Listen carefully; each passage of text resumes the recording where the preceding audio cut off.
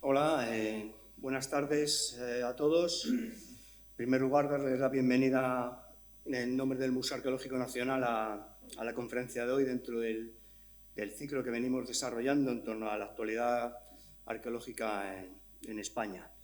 Y bueno, pues voy a comenzar por hacer una presentación breve de nuestros conferenciantes, de nuestros dos conferenciantes de hoy.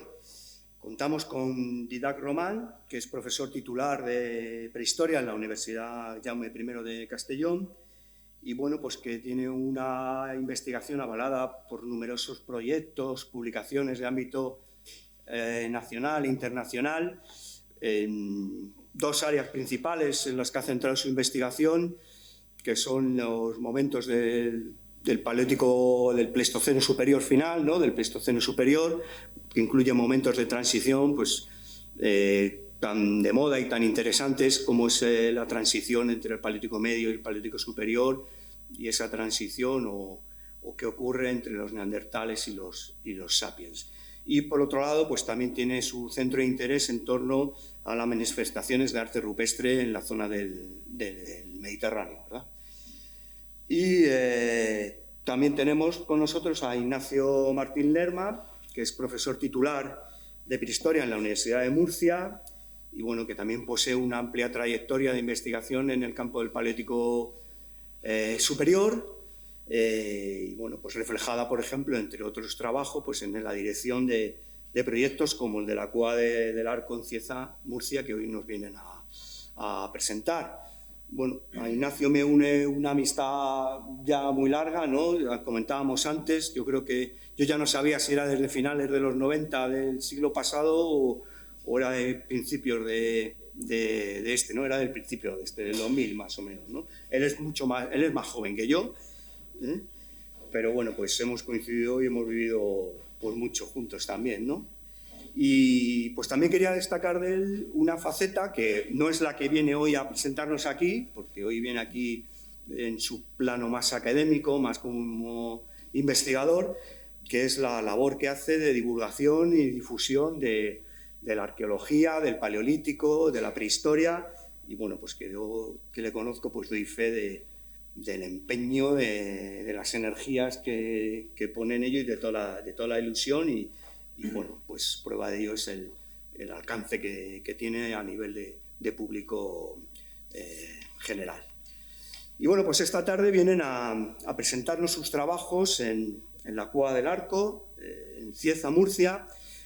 La región de Murcia, también comentaba con él, es una región, un área geográfica donde el panorama de la investigación pues, ha cambiado sustancialmente, pues, probablemente en las últimas 2 décadas, ¿no?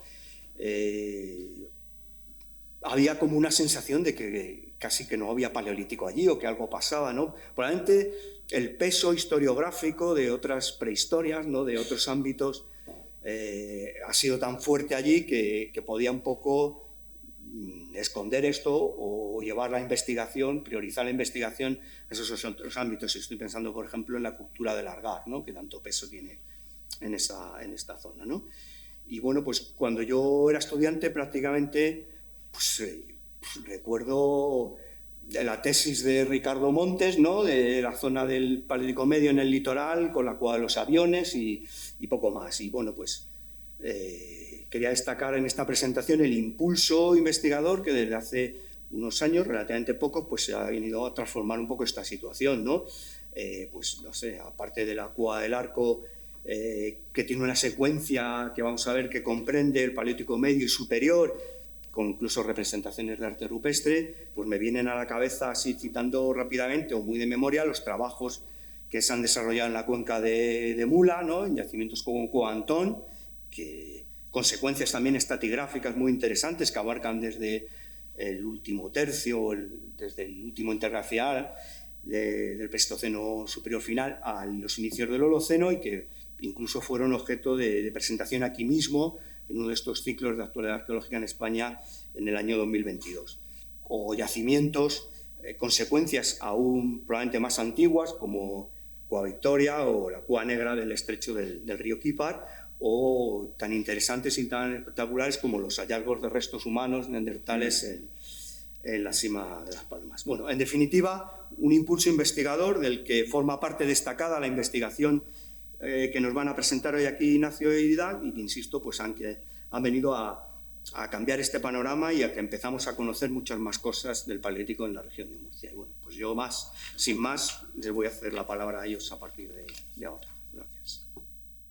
Bueno, buenas tardes a todas y todos, y gracias, Juan Antonio, por la presentación, por los años compartidos y las vivencias y las estratigrafías que siempre nos unirán. Tanto para Dídac como para mí es un auténtico placer estar en un enclave como este, el Museo Arqueológico Nacional, un referente para todos los que nos dedicamos a la arqueología. Pero ¿por qué no decirlo? Pues también un sitio donde he pasado muchas horas en los fondos cuando era más joven, allá en el Pleistoceno superior final, y donde aprendí muchas cosas de la industria lítica que precisamente hoy os vengo a contar. Por lo cual, pues para mí, en el caso concreto, particular, pues doble placer. Yo creo que cuando pensamos en prehistoria, aparte de pensar en algo que no tiene nada que ver con nosotros, pensar en algo primitivo, ajeno, inmóvil, pues vienen de pronto yacimientos como este, yacimientos como la Cueva del Arco, que nos rompen un poco los esquemas, que nos hacen recordar que tenemos una prehistoria apasionante, viva, dinámica, llena de cambios, de adaptaciones, de cultura, al fin y al cabo. Y eso es un poco lo que venimos hoy a contaros, Dídac y yo, a que dejemos por un ratito el estrés del presente, que sé que es difícil, y lo vertiginoso de los días que vivimos, pues para poner la mente en nuestro pasado más remoto. Y en concreto, pues viajemos todos juntos hasta Murcia, y en concreto hasta Cieza. Sé que podría hablar de la Cueva del Arco directamente. Podría empezar directamente a hablar de ella porque ya vais a ver que hay muchísima información, pero no podía dejar de hacer también una reflexión, como ha hecho Juan Antonio, sobre el Paleolítico del sureste, ¿no? Vamos a entender sureste sobre todo como Almería y Murcia. Sé y soy totalmente consciente que el sureste también puede abarcar el sur de Alicante, Meseta Sur, algo de Granada, pero me voy a centrar, acaso hecho, en estas dos localidades, porque creo que muchas veces han estado pues, un poco olvidadas, ¿no? Los que nos dedicamos a la prehistoria más antigua, pues casi siempre la mirada se nos ha ido hacia el norte, con toda la razón del mundo, por los grandes hallazgos y cuevas que hay ahí. Pero eso nos ha hecho a veces pues, pensar que el Paleolítico del sureste pues, era un hermano pequeño, cuando no es así, ¿eh? No puedo empezar de otra manera este viaje que citando pues, a una de las grandes figuras de la arqueología pues, internacional, un belga que se llama Louis Siret y que en el siglo XIX pues, se fue tuvimos la suerte de que se fuera hasta nuestros lares, concretamente a Herrerías, impulsado no tanto por la arqueología sino por la minería, y donde pues, le dio un vuelco a la arqueología gracias a su manera pues, casi moderna y contemporánea, a pesar de la época, de ver esta disciplina. Pero él no solo se dedicó a yacimientos argáricos o de la Edad del Bronce, que son quizá por los que más ha pasado a la literatura, sino que también se acercó, se atrevió, porque en aquella época había que decirlo, se atrevió a acercarse a estratigrafías más complejas, paleolíticas, que estaban tanto en Almería como en Murcia, como por ejemplo pues, la Cueva del Serrón, o Záhara o Perneras. A Louis Siret, yo creo que todos los que os guste un poquito la arqueología o os dediquéis a ella, pues, lo habéis visto en millones de fotos, millones no porque no hay tantas de él, decenas de fotos, sus diarios, pero muchas veces es muy conocido precisamente por estos retratos a plumilla que encierran pues, una firma muy característica en la parte de abajo de esos cuadros, que es la firma de Juan Cuadrado Ruiz.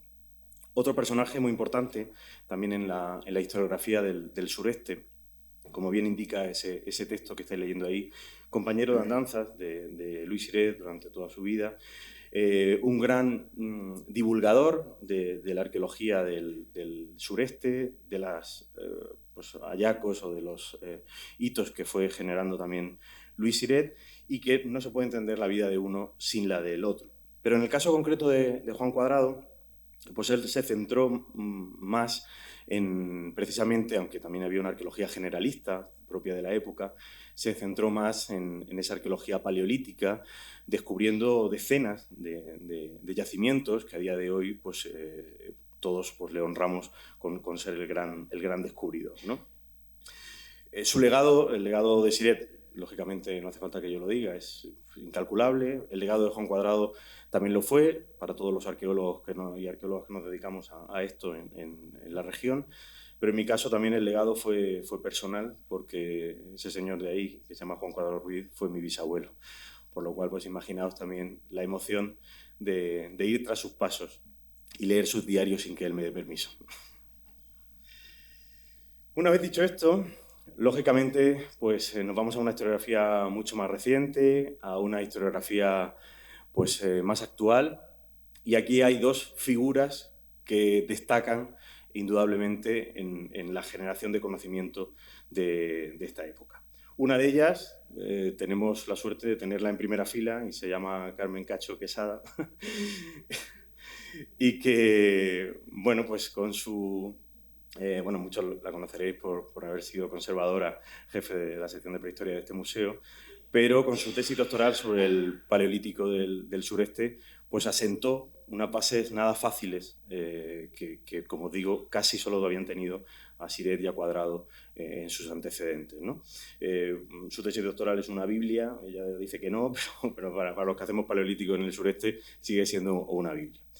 Y el otro nombre importante, lógicamente, es el de Gerardo Vega, ¿no? Gerardo Vega, que bueno, fue profesor de prehistoria de la Universidad Complutense de Madrid, por desgracia nos dejó en el 2021, y él, pues, igual que hizo la doctora Cacho, pues asentó las bases del Paleolítico Medio, también a través de su tesis leída y defendida unos años después.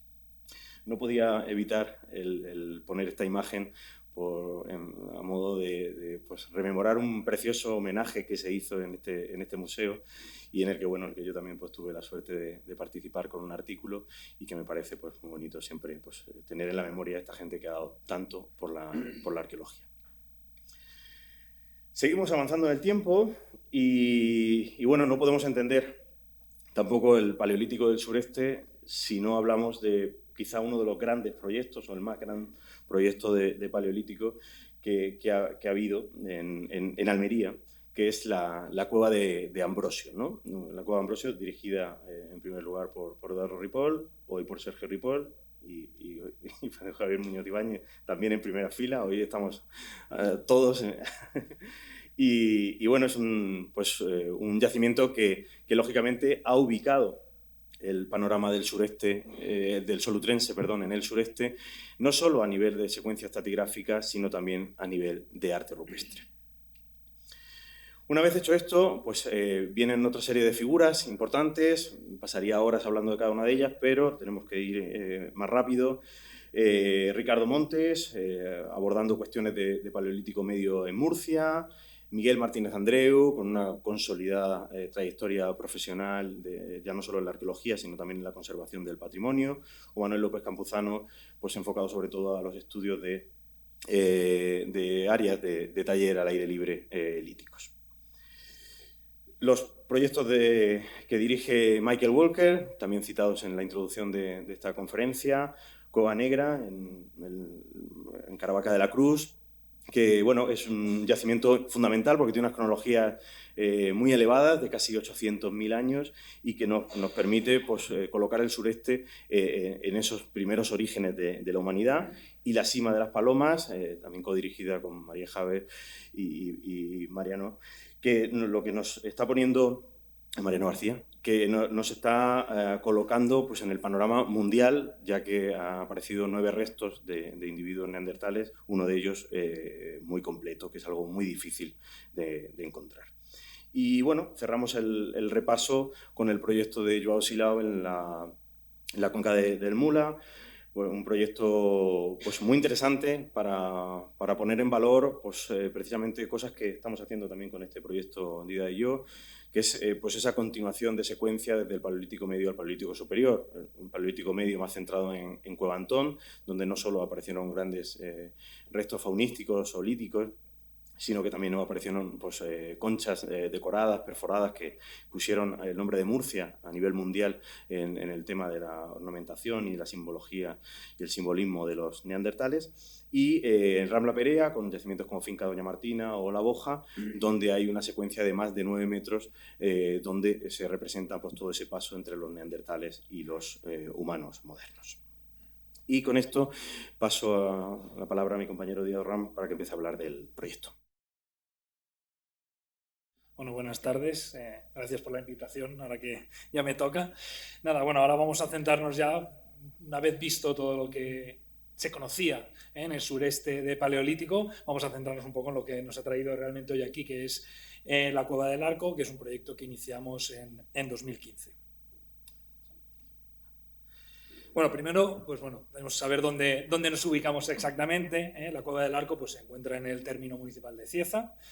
Está en el interior norte de la región de Murcia, en la zona del sureste peninsular, como ya hemos hablado, y se ubica a unos 350 metros de altitud en un pequeño barranco que desemboca en el conocido como Cañón de Almadenes del río que forma el río Segura. ¿Vale? Podemos ver en las imágenes su ubicación muy cerca de ese cañón de Almadenes, que podemos ver en esta imagen para hacernos una idea mejor de dónde se ubica la cavidad, donde tenéis la estrella roja, y podemos ver ese espectacular cañón que recorta el río Segura, que es además una zona extremadamente rica en yacimientos, muchos de ellos de la prehistoria reciente y también de arte pospaleolítico, pero sí que es una zona ya conocida, a lo mejor no muy investigada, pero sí conocida de yacimientos paleolíticos. Bien, la Cueva del Arco realmente es un complejo de cavidades. Ahí podemos ver en la imagen la planta que tenemos a la derecha. Es un conjunto de cavidades alrededor de un gran arco de piedra natural, que también lo podéis ver ahí. Un arco grande de unos 10 metros de anchura por 8 metros de altura, que es el que da nombre a la cavidad. Y además, no solo eso, sino que se encuentra ubicada en uno de los parajes kársticos más importantes de toda Europa. Esa imagen que hemos puesto en el centro justamente quiere mostrar un poco eso. En el fondo es la Cueva del Arco, pero veis que estamos haciendo la foto desde otras cuevas que tenemos alrededor. Por tanto, eso demuestra que tenemos una zona pues, con un gran potencial a nivel de cavidades. La imagen de la izquierda un poco pues sería lo que es el arco. El arco hecho, la foto hecha desde esa cavidad C, si veis la planta, que es realmente la parte central de esa dolina, ese hundimiento que hubo en su momento que conformó el propio arco. Pero bueno, una vez un poco conocida, es importante que nos quedemos en la cabeza con eso de, sobre todo, la cavidad que denominamos A y la cavidad D, ¿vale? Serán importantes para el desarrollo de la charla, ¿vale? Entonces, bueno, aunque la cueva se descubre espeleológicamente a principios de los 90, en el año 90, por parte del Grupo de Espeleología de Cartagena, a nivel arqueológico se descubre en el año 1992, cuando un grupo de espeleología también, el Grupo Almadenes, descubren manifestaciones rupestres, no solo en la Cueva del Arco, sino también en dos cuevas muy cercanas, la Cueva de las Cabras y la Cueva de Jorge. Se trata de un conjunto de manifestaciones rupestres paleolíticas que se publicaron pues, al final de esa década, en el año 98, y pese a no ser unos grandes conjuntos con un número muy elevado de figuras, sí que tienen una gran importancia. En primer lugar, por ser las únicas manifestaciones rupestres paleolíticas que hay todavía hoy en día en la región de Murcia, y también por ser tres cavidades donde tenemos manifestaciones de arte paleolítico pintado en cuevas poco profundas, en cuevas donde incluso llega a dar la luz del sol, cosa que no ahora se empiezan a encontrar algunas más con grabados, pero no es un tema habitual. Por tanto, pese a no ser grandes conjuntos pintados, sí que tienen una gran importancia dentro de la investigación prehistórica.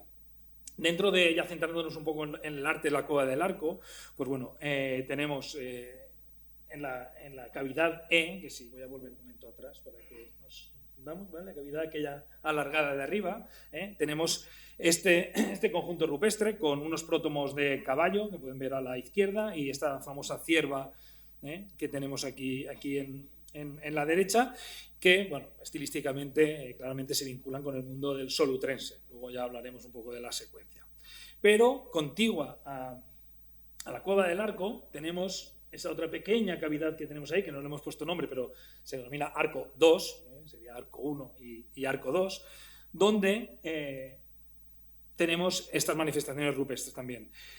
Tenemos una serie de puntos y símbolos, pero sobre todo destacan esas imágenes de esas dos cabras en visión frontal.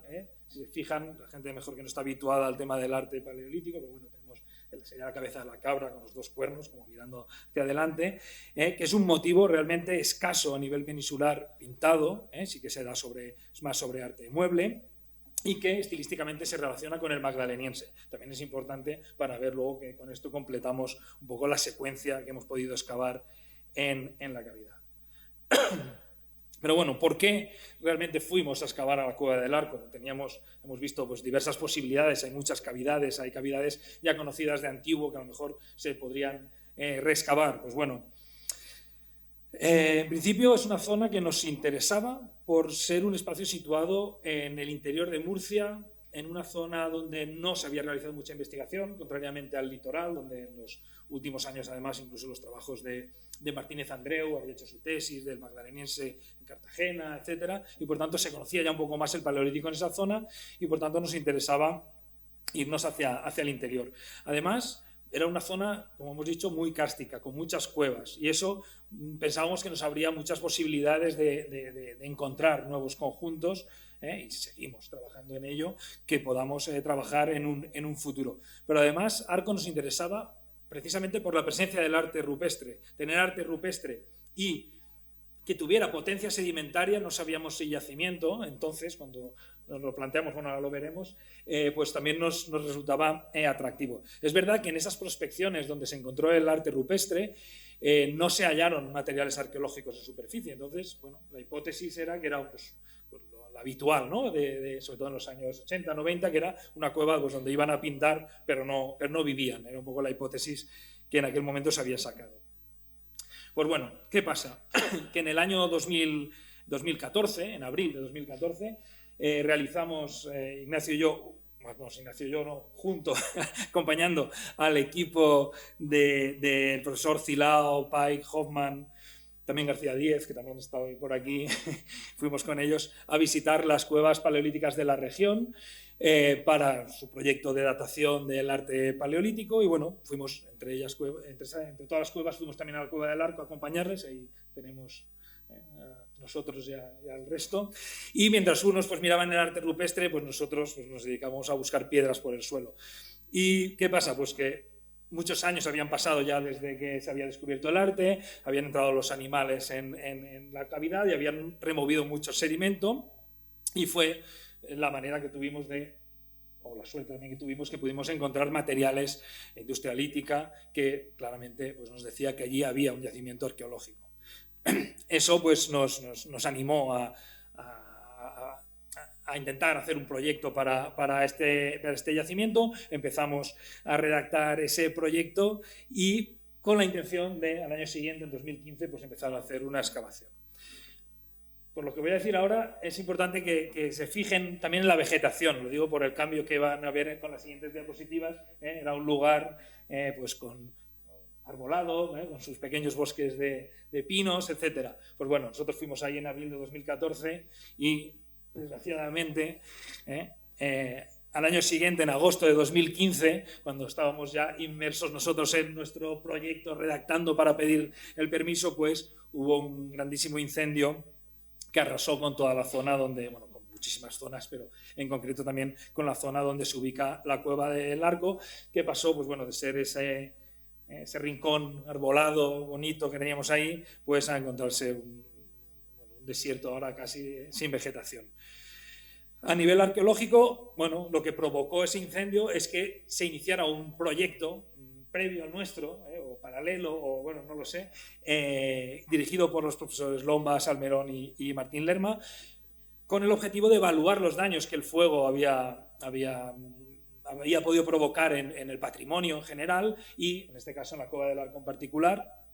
Y eso lo que sí que hizo fue acelerar un poco la obtención de permisos para poder iniciar nuestras excavaciones. Y entonces fue por eso, a partir de septiembre de 2015, que pudimos iniciar las excavaciones en la Cueva del Arco. Bueno, a partir del inicio en 2015 se ha realizado un trabajo de campo intenso, que hemos intentado sintetizar en esta diapositiva, en este gráfico. Y bueno, podemos ver en la parte central, en esos cuadros verdes, son las campañas de excavación. Como verán, pues bueno, entre 2015 y 2021 hemos realizado 8 campañas de excavación en las diversas cavidades de la Cueva del Arco. Es verdad que a partir de 2022 las excavaciones las hemos parado, pero porque hemos decidido parar, poder estudiar el material, publicar los resultados y también repensar el proyecto, porque a partir del hallazgo que veremos posteriormente, el espectacular hallazgo de la que hemos denominado Arco 3, pues hay que repensar un poco este proyecto. Y entonces, bueno, es la manera que hemos tenido un poco de parar y publicar, ¿vale? Nada, en la parte superior sí que hemos querido destacar pues, algunos de esos estudios o muestreos que se han ido realizando a lo largo de los años para que también mostrar que realmente, aunque no estemos excavando, la investigación continúa, los trabajos continúan y de hecho incluso este año, a partir de mayo o junio, seguramente pues, se inicia un proyecto de digitalización de todas las cavidades vinculadas a la Cueva del Arco, por tanto todo continúa.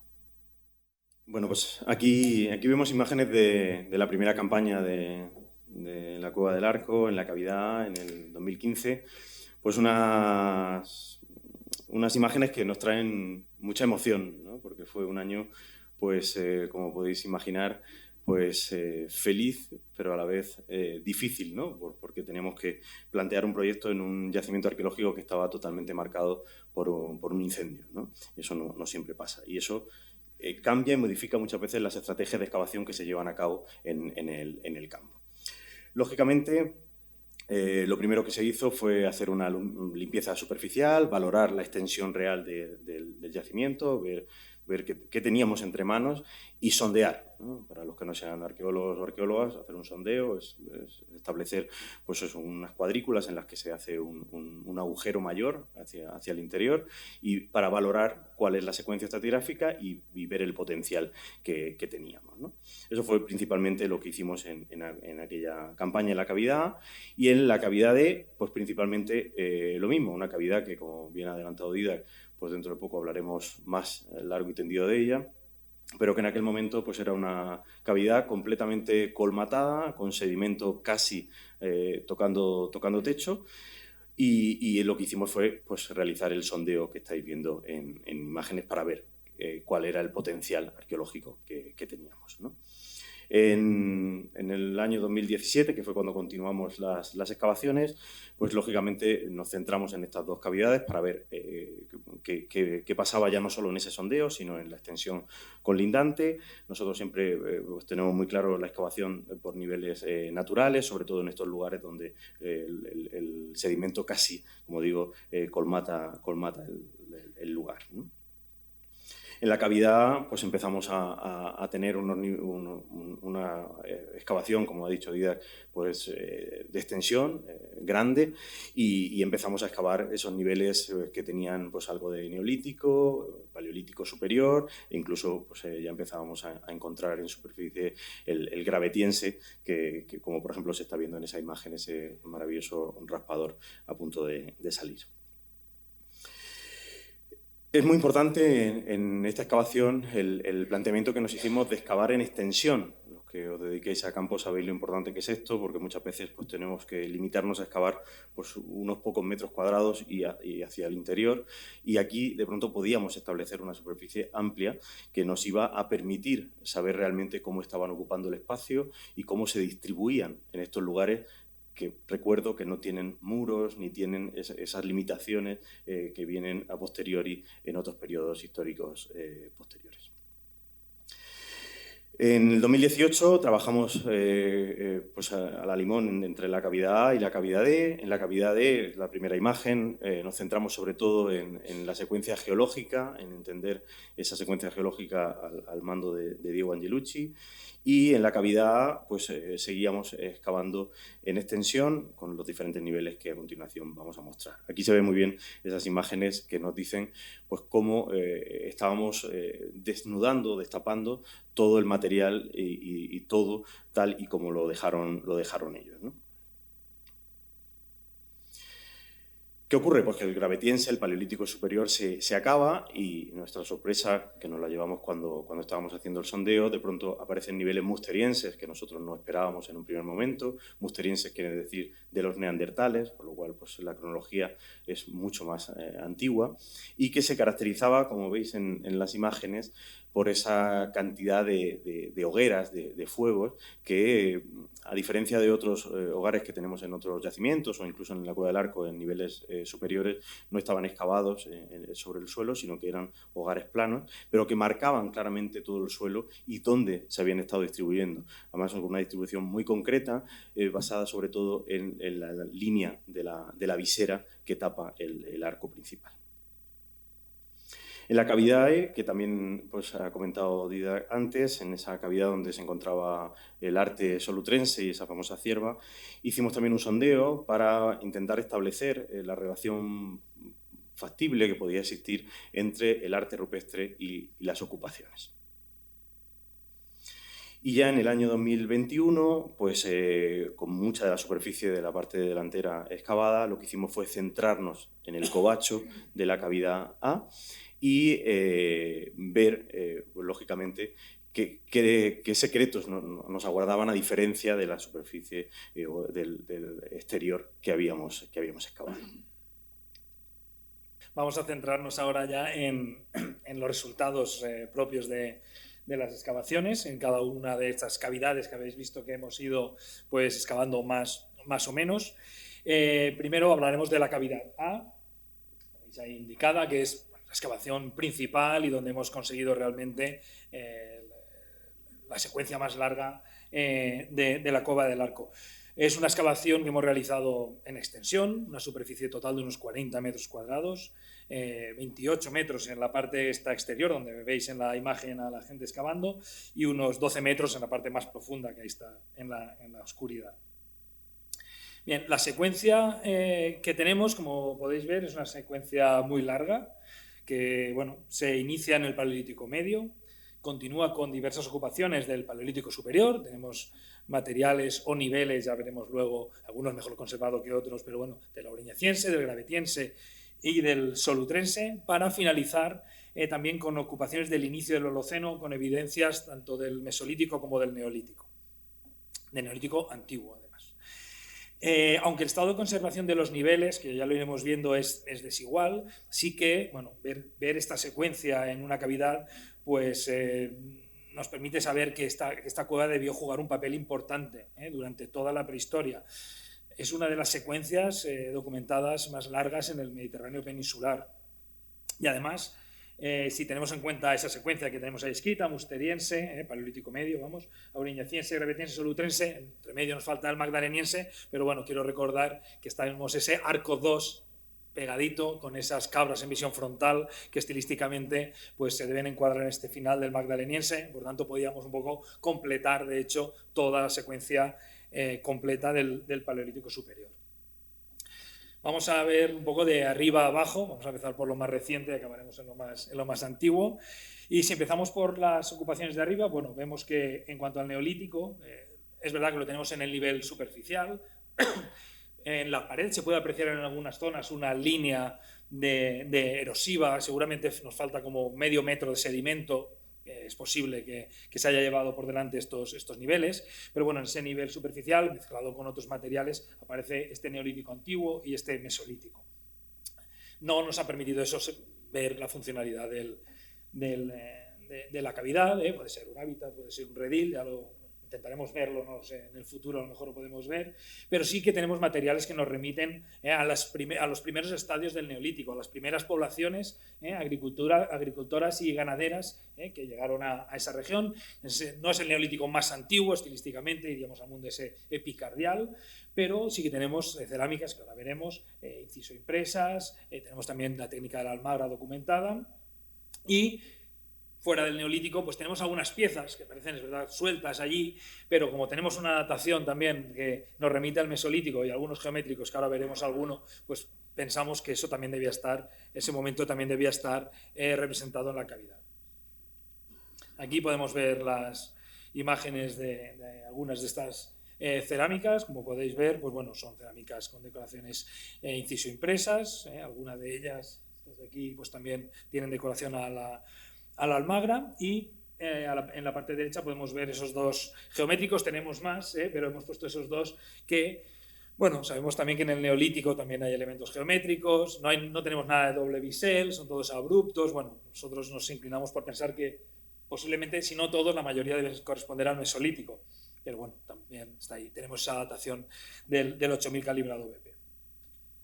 Bien, seguimos avanzando y nos vamos al Paleolítico superior. Como hemos dicho, magdaleniense no tenemos, tenemos alguna laminita de dorso, pero podría ser también de este momento, pero tenemos el arte pintado ahí. Nos vamos por debajo al solutrense, ese nivel 1, que hemos denominado 1, tenemos uno superior, que sería el Neolítico, uno inferior también muy afectado por bioturbaciones, madrigueras de conejo, que en el sureste pues son importantes, y la verdad que han destruido bastante esos niveles de arriba. Pero bueno, entre las piezas que pudimos recuperar, pues tenemos esa punta de muesca, punta escotada de tipo mediterráneo, pues que obviamente, de hecho tenemos dos, otras va a ser un fragmento mucho más pequeño incluso, y no hemos puesto la imagen, pero bueno, evidentemente eso nos lleva hacia el final del solutrense, el solutrense evolucionado, que en nuestro territorio pues ese tipo de piezas estarían sobre el 20-21.000 BP, calibrado BP, vamos.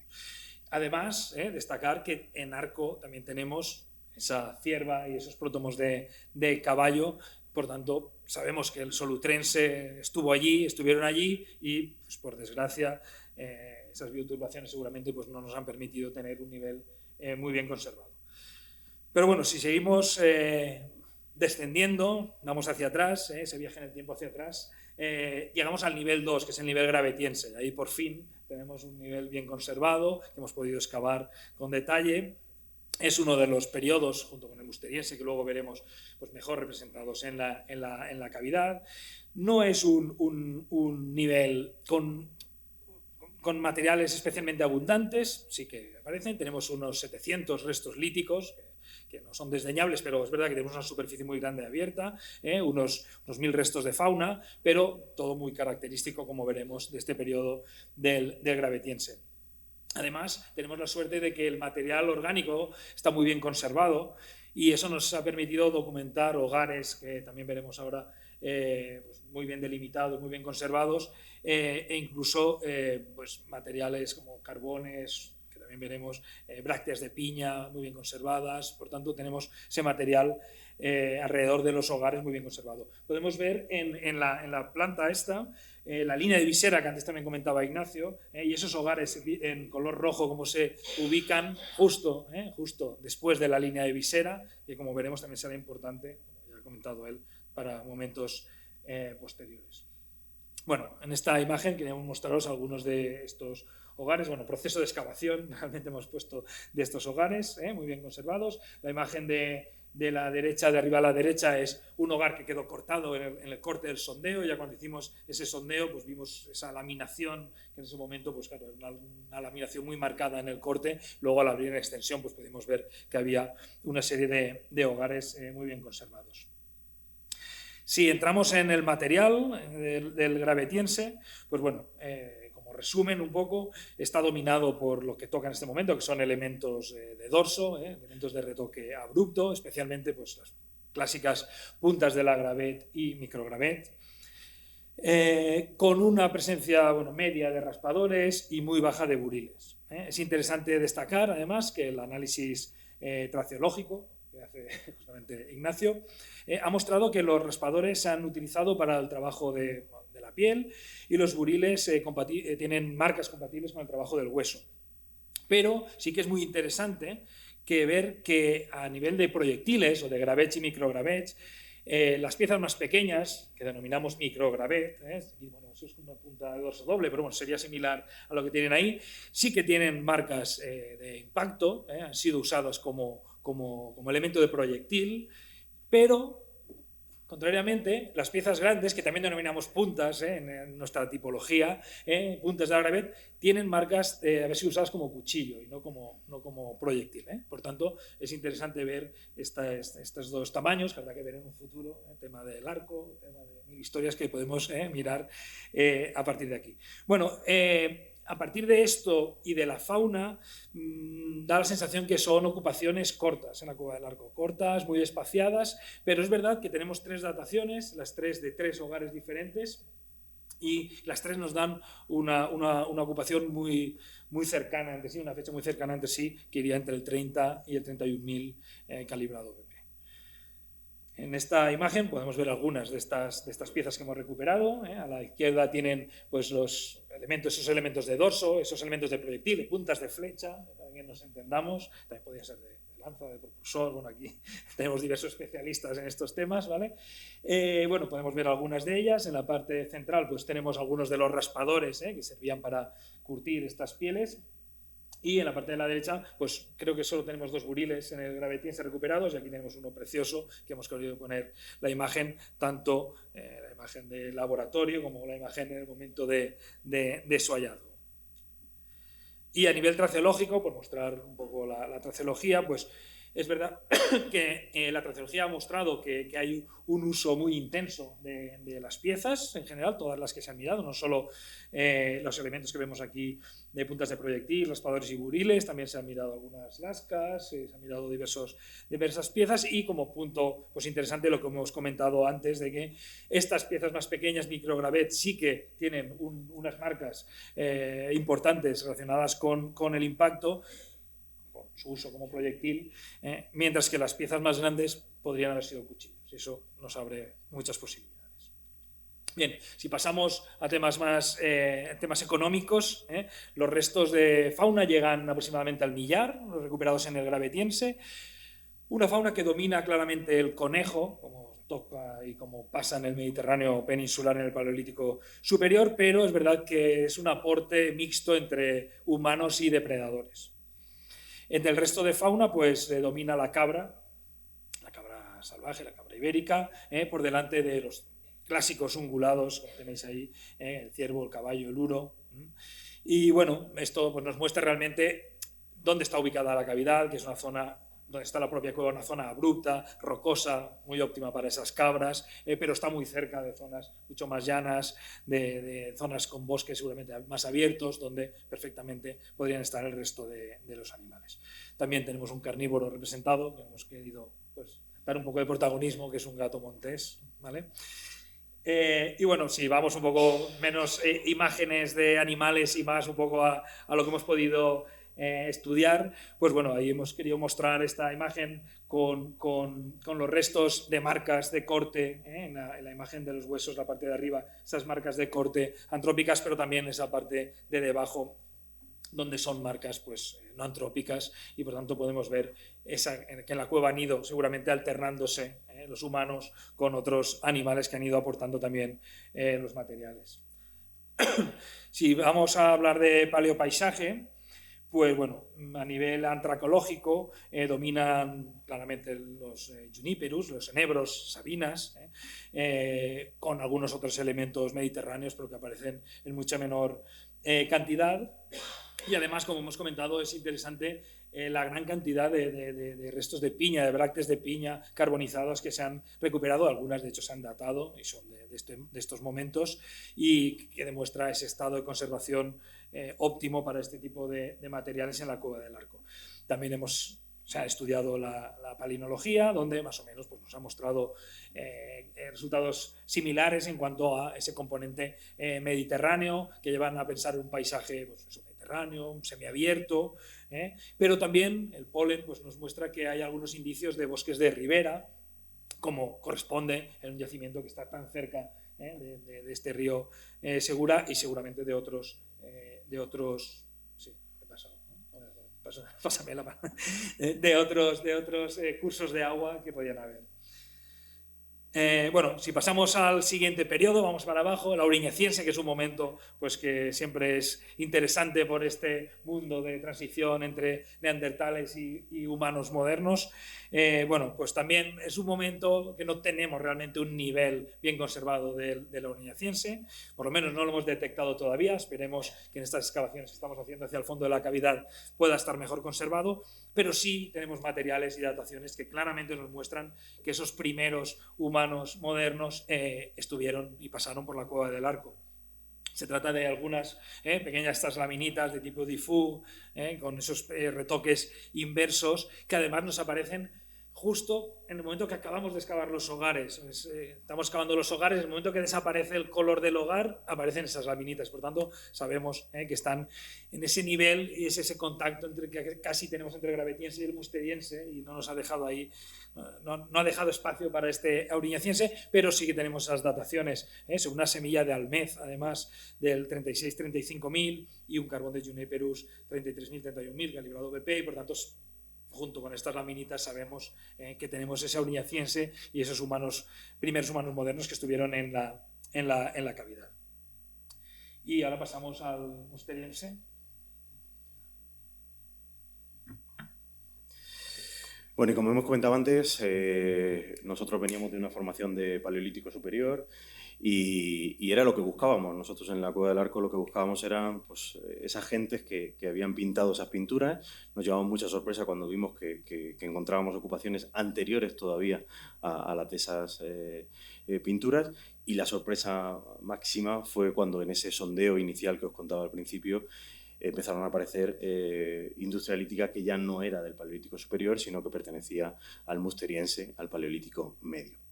Los niveles musterienses de la Cueva del Arco pues, son los que representan la principal ocupación de la cavidad. El material está muy bien conservado, muy bien conservado. Tenemos una gran cantidad de hogueras que nos están demostrando pues, que había una actividad completa y compleja en esa superficie de la que hablábamos antes, y como siempre muy, muy vinculada a la visera, ¿no? De la visera hacia afuera no encontramos esos materiales y de la visera hacia adentro pues como límite están esos hogares y todo ese material asociado siempre a las hogueras. Pueden existir dos ocupaciones principales del Paleolítico medio, una que estaría entre 90 y 80.000 y otra que nos moveríamos entre 42 y 40. ¿no? Con respecto a la industria lítica, las herramientas son de muy buena factura. Es realmente impresionante excavar en la Cueva del Arco porque es estar ante un manual de Paleolítico medio. ¿no? Son muy abundantes las piezas retocadas y todas pues con la calidad y la hechura tan increíble como la que estáis viendo. Estas son fotos de la propia excavación, pero como veis, pues bueno, tenemos ciertos lugares que indican que ha habido algo de talla, aunque no sea lo más común. Tenemos ciertos núcleos pues, con tallas discoidales, el de Valois, y luego tenemos, pues, sobre todo, materiales retocados, raederas, que es como la herramienta principal del mundo neandertal, pues, laterales, transversales, y, pues, como veis, con una hechura, como digo, pues realmente impresionante. La fauna se conserva bastante bien, es verdad que se conserva mejor según nos adentramos en ese covacho, ¿no? Porque la erosión que viene de arriba, el agua, pues ha afectado menos a esa parte de los niveles, y los hogares, lógicamente, pues también bien conservados, como se ven en la imagen. Con respecto a la fauna musteriense, pues tenemos 718 restos recuperados, de los que se han podido determinar el 42%. Hay un dominio claro de los lepóridos, 40%, 41%, y lógicamente tiene un origen no antrópico, muy ungulado, es algo característico también en la etapa en la que nos estamos moviendo: cabra, ciervo, uro. Tenemos un cánido, un carnívoro, dato curioso porque siempre es pues eso, lo que rompe un poco la dinámica normal en este yacimiento. y la importancia, como también se ha citado antes, de la alternancia existente entre carnívoros y humanos, ¿no? La cueva se va alternando a lo largo del tiempo. Con respecto a la reconstrucción paleoambiental, al paleopaisaje, bueno, pues tenemos un dominio claro del enebro, de la sabina y siempre por delante de los pinos. Cuando es pino normalmente es el famoso nigra, que es el que suele aparecer en estas cronologías. En el hogar 4, que es uno de los fuegos más conocidos y que más información nos ha dado, pues se han recuperado restos de tallos y rizomas de esparto, que también son datos muy interesantes en este tipo de reconstrucciones. Tenemos restos de semillas, celtis, tenemos brácteas de piña, como se ha citado antes, y hojas de sabina. Como vemos, la Cueva del Arco nos está brindando esa bisagra, esos dos mundos que existen entre los neandertales y los humanos modernos, ese mundo pues permitidme que os diga, tan trending topic y tan buscado por mucha gente, y que en muy pocos lugares los tenemos, porque lo normal es tener un yacimiento del Paleolítico Superior o un yacimiento del Paleolítico Medio. Aquí tenemos la posibilidad de estudiar esa transición, y esa transición nos coloca, lógicamente, en el podium de los yacimientos peninsulares, pero sobre todo del sureste. Ahora mismo estamos estudiando precisamente estos niveles musterienses, estos niveles de mundo neandertal, y ya os puedo decir que los resultados son realmente impresionantes, porque la conservación, según vamos ahondando en la secuencia, es mucho mejor, por lo cual todo está totalmente intacto.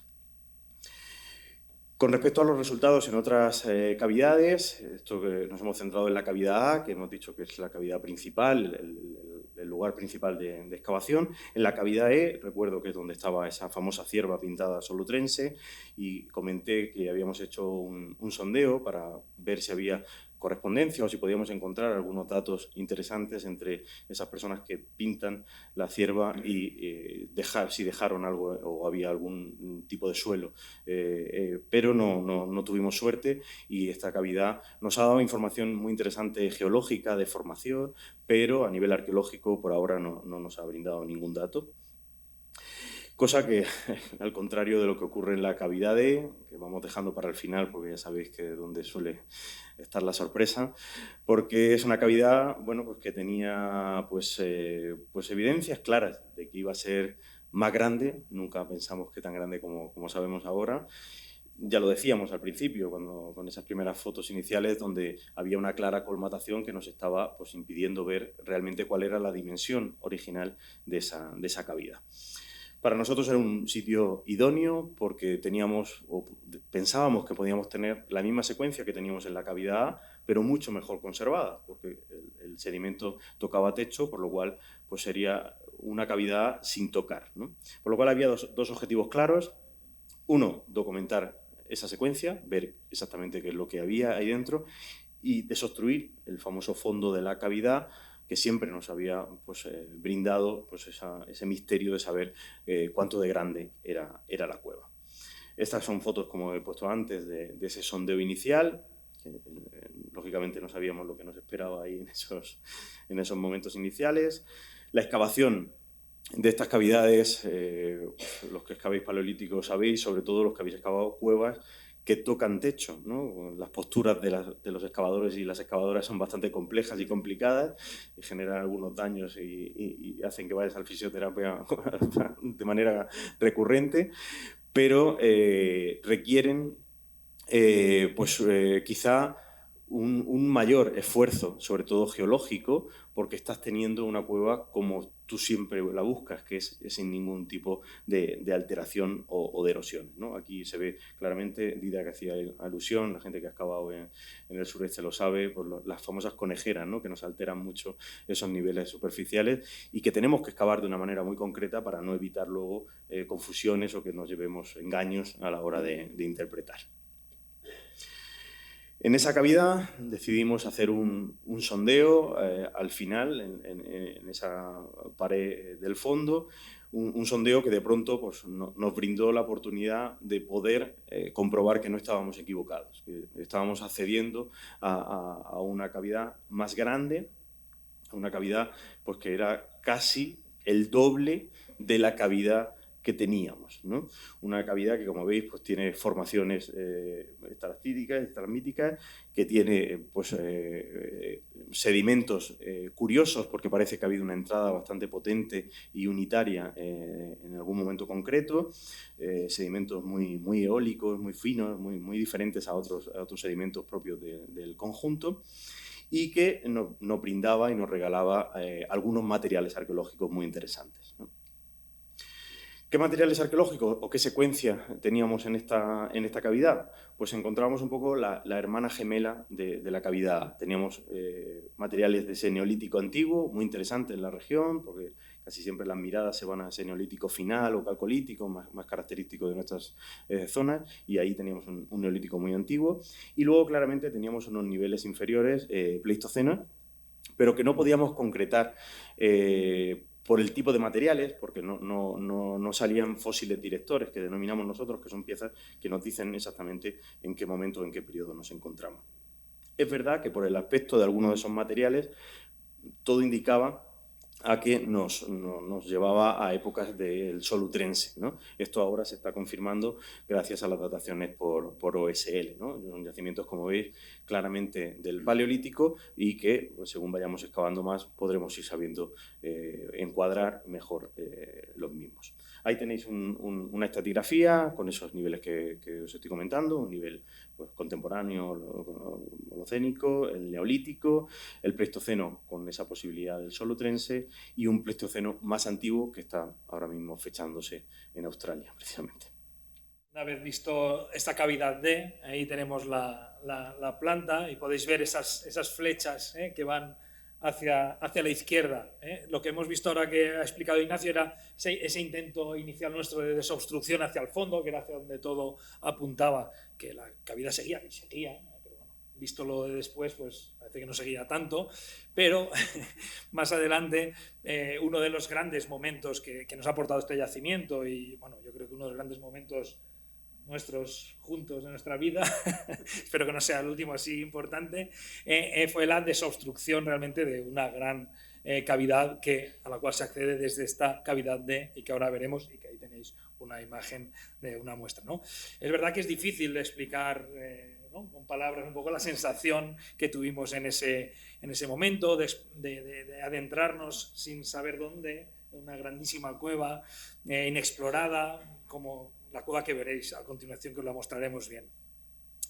Sí que es verdad que a nivel arqueológico ahora, por no irnos a la parte más de exploración, que sepáis que la hemos denominado Arco 3, a nivel, pues teníamos recordado Arco 1, sería donde hemos excavado más, Arco 2, la pequeña covacha con las cabras en visión frontal, pues bueno, decidimos poner Arco 3 por no poner cueva grande del arco, cueva, ¿vale? Entonces, bueno, se llama Arco 3 y es curioso porque excavamos, la encontramos cuando no la esperábamos, ¿no? Entonces ahí nos pusimos a excavar buscando otras cosas. Entonces a veces no lo esperas, ¿no? Entonces la cavidad de esta cavidad D, que es la última que ha hablado Ignacio, es la que tenemos aquí se abre aquí a la derecha y veis la excavación. Está contigua, como veis, a esta otra que tenéis enfrente, que es la cavidad E, que es donde está la cierva y los prótomos, esos de caballo. Esos prótomos de caballo están ahí, donde marca la flecha, donde se inicia la flecha, prácticamente en la boca de esa cavidad E. Y, bueno, por tanto, nosotros pensábamos que un testigo que habíamos dejado pegado a la pared, pues bueno, estaba justo a la altura de los prótomos de caballo, parecía una buena pared y pensamos que era una buena idea, pues, romper un poco ese testigo para ver si realmente podían haber manifestaciones artísticas en esa pared, porque bueno, podía ser perfectamente, ¿no?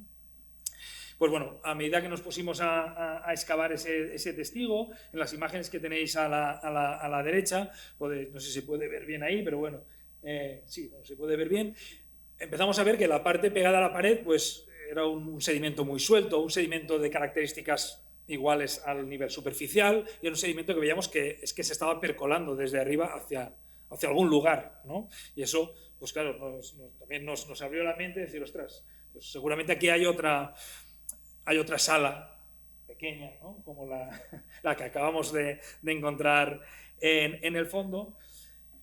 Pero bueno, finalmente, cuando ya llevábamos excavados, se puede ver ahí a la derecha, pues 1,5 metros aproximadamente, empezaron a aparecer una serie de bloques de mayores dimensiones, de grandes lajas que se pueden ver ahí todavía en el suelo, que apuntaban siempre en dirección y en pendiente hacia adentro, ¿no? Hacia adentro de algo. Entonces eso pues ya es lo que nos puso muy atentos y bueno, al final pudimos ver en su momento con la linterna allí, viendo que bueno, evidentemente era una sala, pero solo veíamos una pequeña sala. Es verdad que una vez cuando entramos la realidad fue mucho más impresionante que cualquier cosa que nos hubiésemos podido imaginar, como veréis a continuación. Pues bueno, esa pequeña sala que pensábamos que íbamos a abrir se convirtió en una enorme cavidad, una cavidad que en estos momentos explorados hay unos 1.500 metros, 1,5 kilómetros de cueva. Podéis ver en la imagen, pues esa parte roja es la cueva del Arco, donde hemos estado excavando, y el resto es la cavidad que pudimos abrir buscando el arte rupestre en la pared. Es una cavidad impresionante, de dimensiones descomunales, con techos de más de 20 metros de altura. Por tanto, no es una cueva de las que tenemos que ir ahí a rastras, es una cueva grandísima, y además buena parte de las paredes, muy interesantes, se encuentra cubiertas por zarpazos de oso, y además hay camas de oso también por toda la cueva. Por tanto, vemos que es una cueva que en un momento indeterminado pues los osos entraron, estuvieron allí, hibernaron. Es verdad que en estos momentos todavía no podemos avanzar nada de los resultados que estamos obteniendo a partir de la exploración, que sigue en curso esa exploración, pero bueno, lo que sí que está claro, y tenemos que ser conscientes todos, nosotros los primeros, pero también la gente, es que el descubrimiento va más allá de la arqueología. Es un descubrimiento, no es habitual encontrar cavidades tan grandes, cegadas desde hace decenas de miles de años, donde no ha entrado nadie en esas últimas decenas de miles de años, y por tanto no solo para la arqueología, sino para la geología, para estudios cavernarios es también un laboratorio, ¿no? Entonces esto ha provocado, y voy un poco al principio, cuando ese parón que hicimos, que tengamos un poco también que parar y reestructurar un poco el proyecto de la Cueva del Arco, pensando ya no solo en la arqueología, sino también en la geología, que es en este caso prioritaria en el estudio de esta cueva. Porque no podemos meternos a hacer agujeros por toda la cueva, porque podemos alterar cosas que pueden aportar mucha información a otros niveles, ¿no?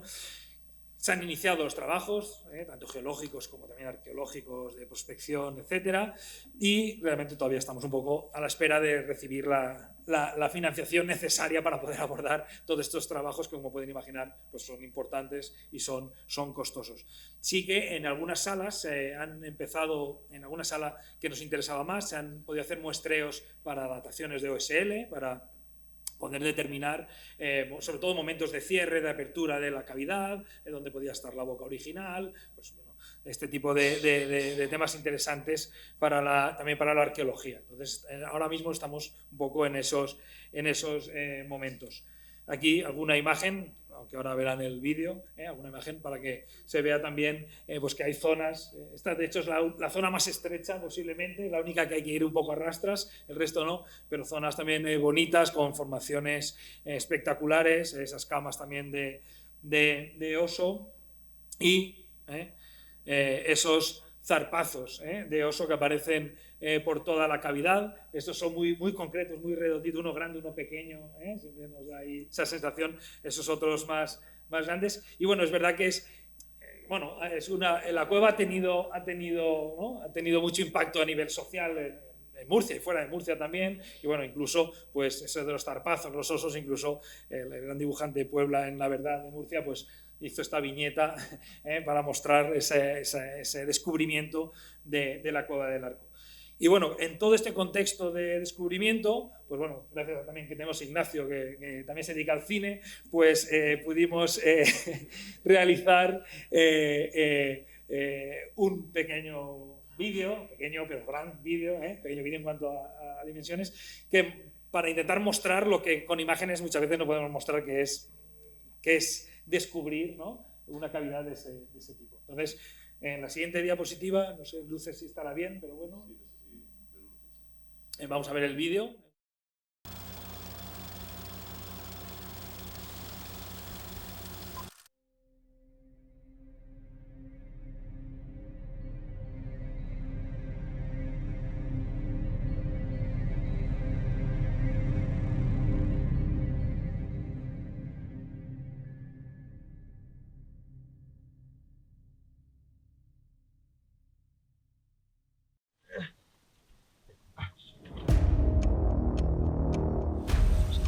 quitamos este tenemos un agujero.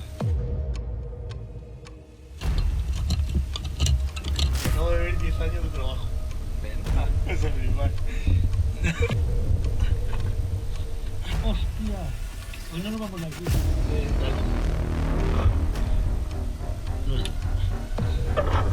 Sí, hay un momento ahí que dice... Y luego para salir, cuidado.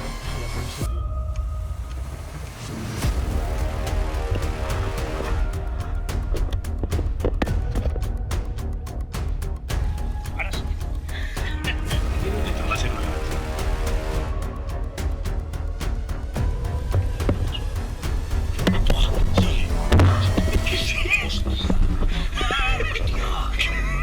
¡Hostia! ¡Hostia, hostia, hostia, hostia!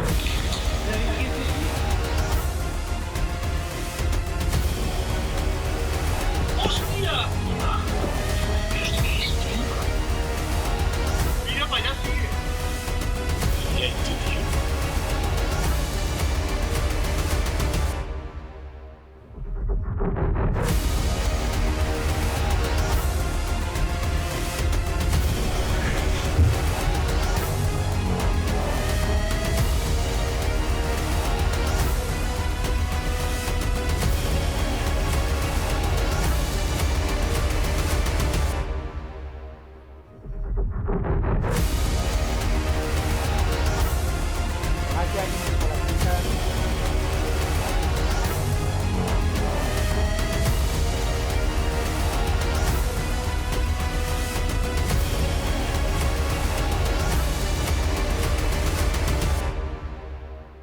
Increíble. Lo de encontrar de repente una cavidad así, absolutamente nueva, no pisada. Yo creo que esto es un absoluto bombazo. Sí, adelante.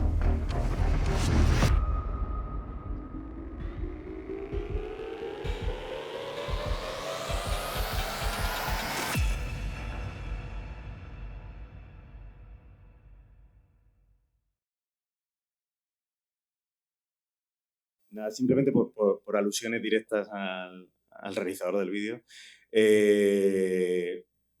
Así evito la pregunta después en el debate. Yo voy grabándolo casi todo, no en mi vida, pero sí en la arqueología, y eso es lo que hace que haya GoPros en un momento así, porque si no, como veis, en la primera entrada solo llevamos una linterna que se nos apagó a las 6 horas y tuvimos que darnos la vuelta, porque no íbamos preparados para ello. Pero de hecho es el cuarto intento de grabar algo así en la Cueva del Arco, que nunca nos había funcionado, hasta que de pronto pasa y se hace historia. Intentaremos ir rápido porque veo que el tiempo apremia. ¿Vale? Estamos ya acabando más o menos. Llevamos una hora, ¿vale? Bueno, ya un poco después del bombazo del vídeo, dudábamos si ponerlo aquí o al final de todo, pero bueno, al final pues cuadraba más aquí. Un poco una síntesis, ¿no?, de lo que hemos visto que tenemos en la cueva del Arco.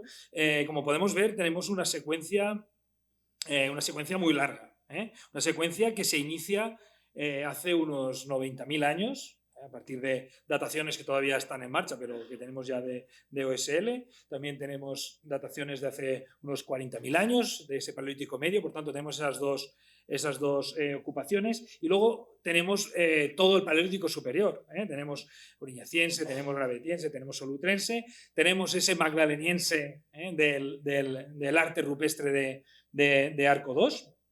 Pero también tenemos ese mesolítico y ese neolítico. Por tanto, es una cueva que ha estado ocupada de manera intensa, continuada, entendemos, no sé cómo entender como la secuencia, evidentemente no continuada del todo.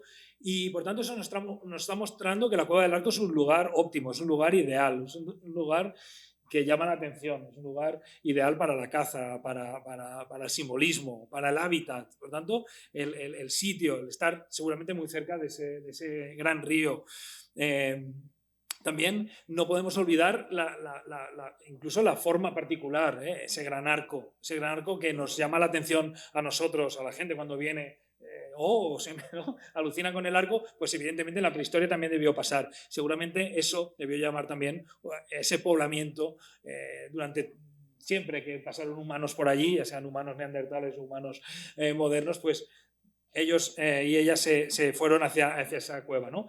Y un poco como también síntesis final también, vamos acabando, pero los resultados, pues evidentemente este parón pues, nos ha servido también para ir publicando los resultados, tanto a nivel pues más regional, como estos trabajos en jornadas del patrimonio, alguna monografía sobre arqueología de la zona, pero también pues, en revistas de carácter internacional, de impacto internacional, donde hemos publicado los primeros avances sobre la estratigrafía, sobre la secuencia, el nivel gravetiense, que ya lo tenemos estudiado más o menos completo y lo hemos podido publicar, e incluso esa publicación también reciente es de un congreso, pero que es la primera publicación que se ha hecho sobre los primeros estudios geológicos que están realizándose en esta gran cavidad de Arco 3. Además, bueno, estamos como ha dicho también Ignacio ahora, en proceso de estudio del Paleolítico Medio. Habéis visto una diapositiva con unas raederas increíbles. Estamos trabajando en este material y en otros hallazgos muy relevantes que esperemos que muy pronto vean la luz. Como conclusión en cuanto a Cueva del Arco, todo lo que hemos explicado, bueno, un poco mostrar que la Cueva del Arco en todas sus dimensiones es un gran yacimiento para el conocimiento del Paleolítico Medio y del Paleolítico Superior Peninsular. Los datos que hemos obtenido hasta la fecha muestran que tiene un gran potencial. Ya tenemos los materiales, pero aún así tenemos un potencial enorme, como habéis visto hace muy poco, y que seguramente en los próximos años pues, nos seguirá aportando grandes datos. Hay que tener en cuenta que es un yacimiento que se encuentra en una zona poco explorada realmente hasta la fecha, que posee esta secuencia tan completa, que los datos que estamos obteniendo del Paleolítico Medio y del Gravetiense, sobre todo como grandes momentos que se conservan, pues son muy completos, que nos permiten llegar a sitios donde hasta ahora no se había podido llegar en los estudios del Paleolítico del Sureste, que presenta un gran potencial, y sobre todo yo creo que esto es muy interesante, un gran potencial para intentar establecer modelos, patrones de ocupación entre las poblaciones neandertales y los primeros de nosotros, los primeros humanos anatómicamente modernos que llegamos, porque llegamos a un mismo sitio que tiene un mismo territorio, que tiene unos mismos potencial de recursos alrededor. Entonces es muy interesante ver cómo estas dos poblaciones humanas se relacionaron, ¿no?, con ese territorio. Entonces eso nos lo permite. Una cueva como la Cueva del Arco, al tener todas estas ocupaciones, ver similitudes, ver diferencias entre estas ocupaciones. Además, no son muchos los yacimientos que tienen arte paleolítico y ocupaciones. Por tanto, ese es otro tema que nos permite entrar en ese mundo simbólico, adentrarnos en ese mundo simbólico, su relación con las ocupaciones, el uso de los espacios simbólicos y los no simbólicos o los domésticos. Y además, al encontrarnos en una zona tan kárstica, con tantas cuevas, también es interesante ver qué cuevas se han ocupado, qué cuevas no se han ocupado, por qué unas se han ocupado y otras no. Entonces es un territorio que nos permitirá y nos está permitiendo pues adentrarnos en muchos mundos de investigación diferentes y obviamente, para finalizar por mi parte, Arco 3, que nos abre, pues, ya habéis visto, un mundo de posibilidades tanto arqueológicas como geológicas. Y es uno de los principales retos a los que nos tenemos que enfrentar en los próximos años y el gran punto de interés junto con esa cavidad, intentar ver si por debajo tenemos cosas más antiguas. Y ya por cerrar, y es rápido, pues este proyecto, como veis, es un gran proyecto, pero no solo es un proyecto científico-arqueológico, sino que también creemos mucho en la ciencia accesible, en llegar a todo el mundo, y por eso la parte de transferencia del conocimiento y de la divulgación, pues para nosotros es algo no importante, sino necesario y que forma parte de nuestro día a día, ¿no? En la Cueva del Arco se han hecho pues, decenas de jornadas de puertas abiertas que han acercado muchísimo a la gente que tenía interés en saber cómo se excava en un yacimiento de estas peculiaridades, cómo es la arqueología real, y aprovechar esos foros pues, para contar realmente lo que son los neandertales, lo que es un humano moderno del Paleolítico, pero no en una sala cerrada con aire acondicionado como aquí, sino en el campo y como realmente se obtienen los datos. Hemos hecho varias exposiciones, en concreto estas dos han sido las más grandes. La primera, Más que cuevas, una exposición que abordó pues, toda la prehistoria del cañón de Almadén y en el que lógicamente la Cueva del Arco tuvo un papel importante, y una exposición pues, de la que me siento muy orgulloso, que es Ancestros, que es una exposición que comisarié junto a Joao Silao, y lo que hicimos fue poner al día pues, cómo estaba el mundo neandertal en la región de Murcia, ¿no? Es hasta hoy en día la exposición más vista del Museo Arqueológico de Murcia desde que abrió sus puertas, y una exposición que nos ha dado muchísimas alegrías y que ha tenido una proyección de público realmente impresionante.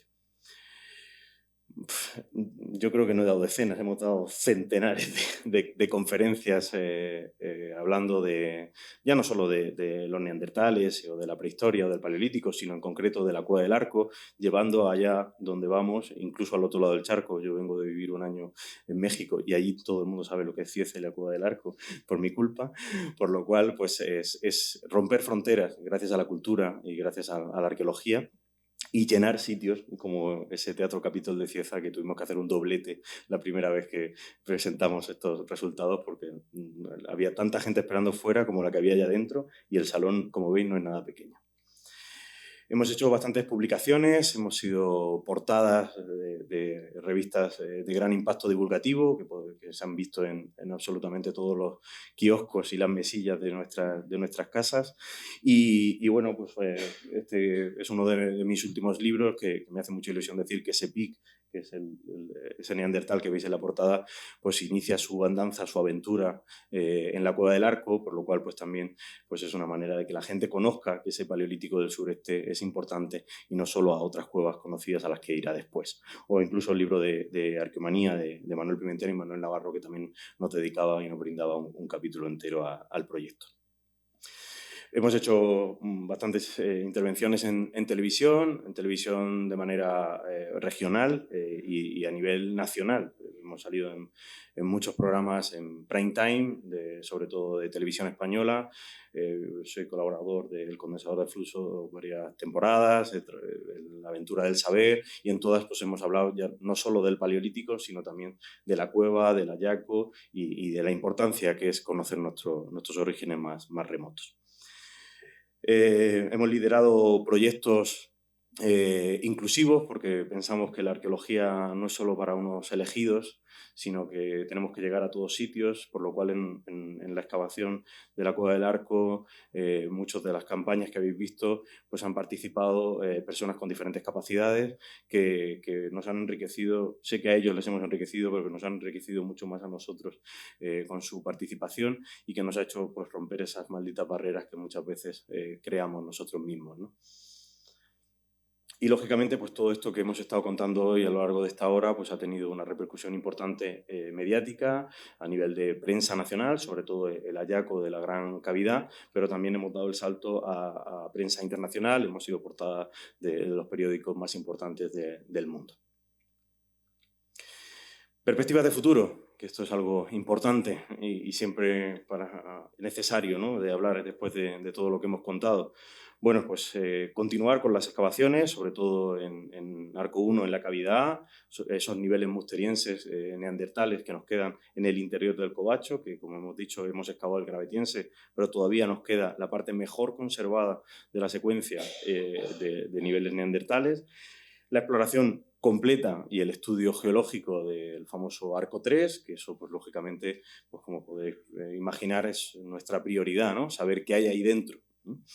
Y ligarlo a un proyecto arqueológico. Una vez que tengamos estudiado ese continente, ver qué hay de contenido, entender realmente si hubo ocupaciones, si no las hubo, y si las hubo, de qué tipo, ¿no? Y eso, pues, lógicamente se hará con sondeos y con excavaciones en el interior de la cavidad, que no solo vamos a limitar a esa gran cavidad, sino que vamos a seguir extrapolando al entorno, porque, como ya se ha dicho en esta conferencia, Estamos en un entorno que denominamos territorio neandertal, como haciendo alusión a los yacimientos madrileños, y que me parece muy interesante que no nos focalicemos solo en una cueva, sino que entendamos cómo se movían estas gentes y por dónde andaban. Y luego, bueno, pues decir siempre que pese al interés científico, pues seguimos en la búsqueda de financiación suficiente pues, para poder acometer un proyecto pues, tan grande como este, porque no es solo arqueología, sino que también es arqueología, y que creo pues, que se merece una cabida y un descubrimiento como el que habéis visto. Lógicamente, hoy estamos dos aquí arriba, pero nuestro equipo está formado por un gran equipo multidisciplinar. Gracias a ellos hemos aportado muchos de los datos que hemos ofrecido hoy aquí, y como veis no solo es un equipo nacional, sino también de carácter internacional. Y no puedo terminar de otra manera que agradeciendo a las instituciones que nos han apoyado a lo largo de estos años, ¿no? La comunidad autónoma, hoy excelentemente y sorpresivamente representada hoy aquí, lo cual me hace mucha ilusión. Han venido desde Murcia para vernos, que eso no suele pasar. Y al Ayuntamiento de Cieza, que también nos ha apoyado siempre y da gusto viajar de la mano. Agradecimientos más especiales pues a toda la gente, algunos hay también por aquí por la sala, que han pues, compartido sedimento y piedras con nosotros, a los grupos espeleológicos que han colaborado a lo largo de estos años, sobre todo al GECA de Cieza, a Joaquín Salmerón, a Antonio Carrión, que nos apoyó mucho en nuestros inicios, y a la gente de audiovisuales, Fran Ramírez y José Luis González. Y en general pues a todas las personas que creen en las locuras que pensamos estos dos individuos que hoy tenéis delante. Muchísimas gracias.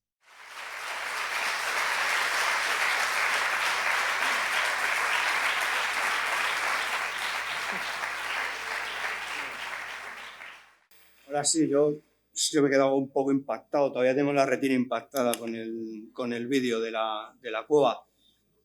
Es momento para abrir un turno de preguntas. Tenemos a los interesados aquí. Bueno, muchas gracias por la exposición, me ha parecido muy, muy interesante. Quería hacer una pregunta porque he oído que en el Gravitiense y en otras épocas la ocupación no ha sido constante. Ha habido momentos en que la cueva ha sido abandonada por los motivos que fuesen. Me llama la atención que, bueno, que en esta cueva, por ejemplo, donde el territorio es tan interesante, donde hay tanta fauna, donde hay una climatología tan interesante, ¿por qué dado un momento, nuestros ancestros decidieron en un momento determinado abandonarla y luego volverla a retomar? Es una pregunta que me llama la atención. Gracias. Sí, los dos.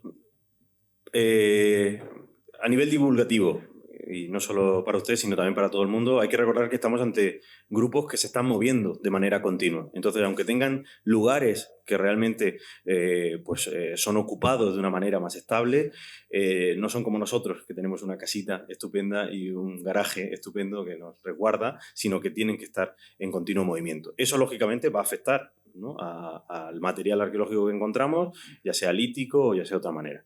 Y en otro caso, también dentro de los niveles hay subniveles, y esos subniveles nos están indicando a veces que no tenemos constancia, ¿no?, esa alternancia que veíamos antes, no tenemos constancia de material lítico y sí lo tenemos de fauna, y viceversa, ¿no? De hecho, pasa en algunas ocupaciones muy concretas, por ejemplo, no tanto con la fauna más grande, pero con los roedores, por ejemplo, que de pronto se disparan los índices de roedores porque lógicamente no hay actividad antrópica en la cueva, y de pronto desciende ese nivel y aparece en toda la industria lítica que nos está diciendo que hay un uso importante, ¿no? Lo que sí es que cuando aparece ese uso, y hablo desde el punto de vista funcional, que es a lo que yo me dedico, al estudio traciológico de esta industria lítica, nos dice que es un uso intenso. No son actividades expeditivas como pueden ver en otros yacimientos, sino que realmente se está trabajando los diferentes materiales que allí hay. Por lo cual, cuando hay gente, se están haciendo cosas de manera continua. Eso no quiere decir, lógicamente, que no haya espacios de tiempo intercalados.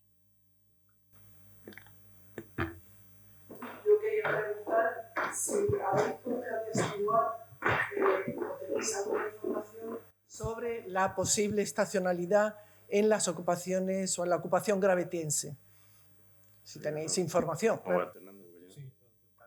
Bueno, en principio todavía no tenemos información sobre el tema, pero bueno, un poco retomando también la pregunta de antes, es también eso, que la gente entienda que esas poblaciones nómadas se van moviendo por un territorio muy, muy amplio, estacionalmente, ¿vale? Entonces, igual no lo voy a inventar, en invierno están en Cieza, pero en verano pues, se van para el litoral que hace más fresco que hay en Cieza, ¿no? Entonces, se van moviendo. Entonces, bueno, no sabemos realmente con los datos que tenemos, porque tenemos eso de las piñas, pero bueno, eso puede ser de cualquier momento. Hasta ahora no tenemos, por desgracia, no tenemos tampoco muchos dientes conservados de fauna que nos puedan ayudar en eso. Entonces, bueno, pues no tenemos por ahora idea de eso, ¿no? En resumen, que todavía estáis en una fase, porque es un proyecto Claro. muy ambicioso, o sea, bueno, con muchísimo recorrido, y todavía estáis en una fase muy preliminar como para poder concretar. Sí, justamente el gravetiense es verdad que hemos estudiado el material, pero también es verdad que está todavía sigue un poco repartido por el mundo el material, se están continuando esos estudios, entonces supongo que en el futuro podremos tener esos datos. Y yo solo una última pregunta. Dada la envergadura del complejo kárstico, ¿os planteáis la posibilidad de que haya otros complejos kársticos? Claro, ahora te quitan las gafas, ¿no? Llevabas unas gafas puestas y esas gafas seguro que me las habéis enseñado vosotros a decirlo en épocas más jóvenes, y de pronto pues descubres que estás excavando la punta del iceberg, ¿no? ¿Qué ocurre? Que ya sabéis que en ciencia lo que hacemos es buscar patrones, y cuando encontramos patrones lo que hacemos es buscarlos en otros sitios, ¿no? Entonces lo que hemos encontrado es que las mismas circunstancias geológicas, vamos a dejarlo ahí, que vemos ahí, las estamos viendo en sitios muy paralelos. Es verdad que, hablando con los espeleólogos de la zona, sabían que aquello podía ser un queso gruyère, pero no se había encontrado nunca una cavidad tan grande, ¿no? Y dicho por ellos mismos, nunca la hubieran encontrado ellos, porque estaba a 5 metros de un sondeo arqueológico. No es una cavidad que aparezca por mitad del campo, sino que está dentro de una intervención arqueológica. Entonces, es verdad que ahora pues tenemos los ojos puestos, no nos podemos despistar del epicentro, porque es pero creo que van a llegar muchas más sorpresas, que ya no serán tan sorpresas porque ya sabemos lo que estamos buscando. La sorpresa real fue esa, ¿no? El de pronto estar pues calentándonos la cabeza en esa cavidad colmatada sin entender bien qué estaba pasando ahí, y realmente lo que estábamos era dándole vueltas a una tapadera, no a algo tan grande.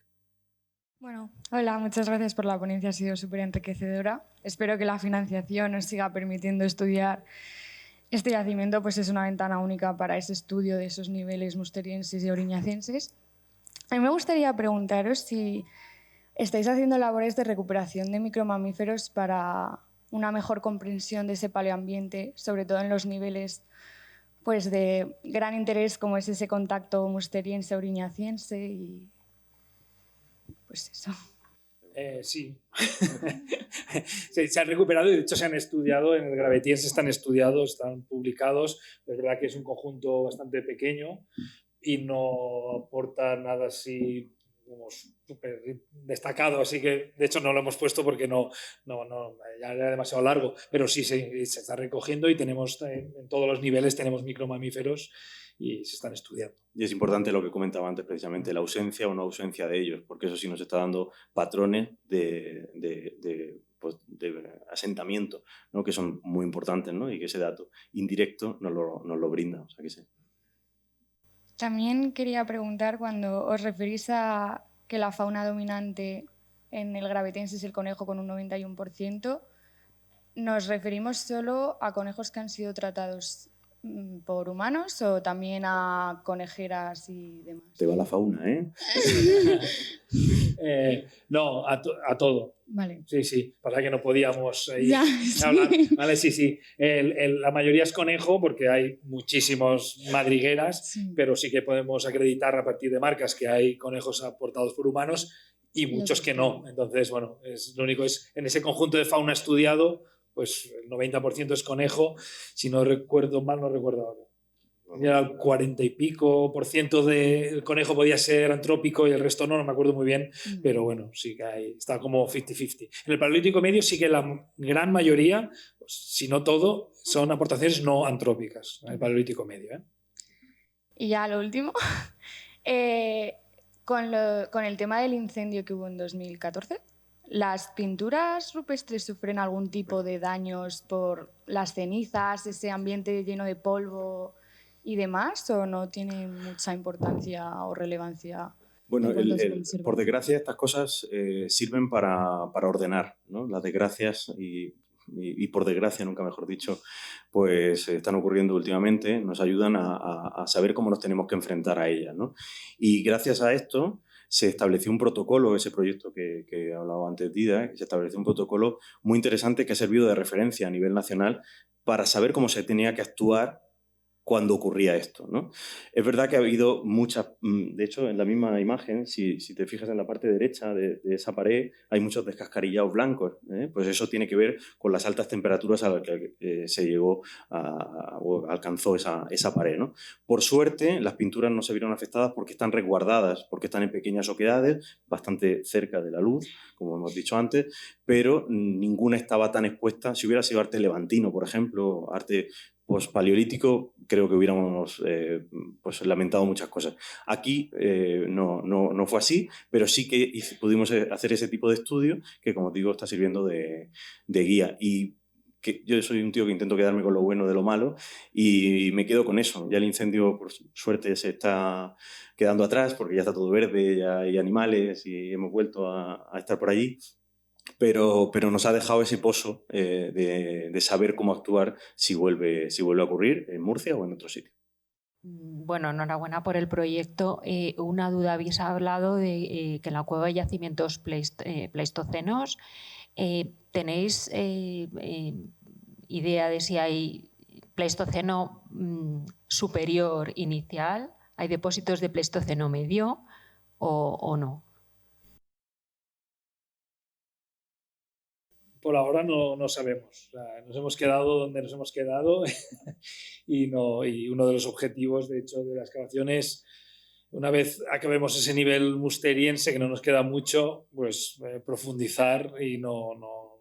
Estamos pendientes de las dataciones que están al caer del OSL, del sondeo, donde sí que hemos profundizado un poco más y veremos eso dónde nos lleva, porque los niveles son absolutamente diferentes. Entonces veremos, a ver, pero bueno, sabemos que el contexto murciano pues, puede aportar ese tipo de sorpresas en cavidades y bueno, veremos, ojalá, pero bueno, veremos. Si no es en Arco, será en alguna de al lado. Así de mí para ti, Susana, te digo que no hemos llegado a Rocamadre y eso es importantísimo en una cavidad de estas características. Entonces, con eso te digo que tiene buena pinta. Yo, desde mi posición, voy a usar y voy a hacer alguna pregunta también. Una de las cosas que me parece más importante y que veo que encaráis y que es muy difícil, pero que es necesaria, es excavar en extensión, conseguir ventanas un poquito más grandes que los sondeos. No sé si lo habréis podido abordar todavía, por ejemplo, si observáis diferencias entre esos niveles musterienses y los que están por encima, por ejemplo, en la composición de las faunas o en el tratamiento de esas faunas.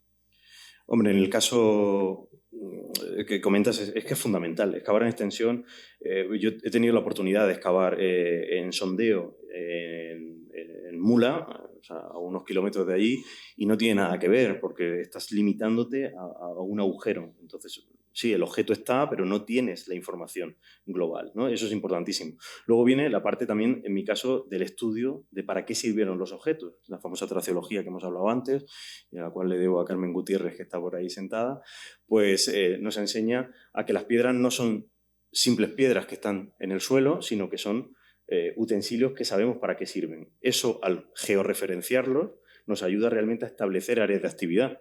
Y al tener una superficie extensa, nos está ayudando y entendiendo a saber. Ahí es donde nosotros, teniendo un yacimiento tan interesante en el que hemos tenido una secuencia continuada de neandertales y de sapiens, de humanos modernos, vamos a poder hacer una comparación no entre yacimientos, que es lo normal, sino en el mismo sitio, ¿no? Ya tenemos nuestras conclusiones, pero como el nivel musteriense lo estamos estudiando ahora mismo, todavía no nos atrevemos a poner una diapo solo de eso. Pero eso va a pasar con la fauna, va a pasar con el instrumental lítico, va a pasar con la disposición de los hogares, que es importantísimo. Entonces ahí, pero no comparando, sino realmente poniendo encima un nivel y otro. Sí, bueno, lo que dice Ignacio, sobre todo el tema de la distribución del espacio, yo creo que es súper importante para entender un poco el funcionamiento de esas dos mentes, ¿no? Pero también en relación a las excavaciones en extensión, y también lo digo porque yo normalmente, Arco es la única excavación en extensión, bueno, como Alessandres también, pero eso es otro mundo, que he hecho directamente, porque siempre me dedico a excavar superficies pequeñas. Y es verdad que Arco lo ha permitido el no ser un yacimiento extraordinariamente rico en materiales.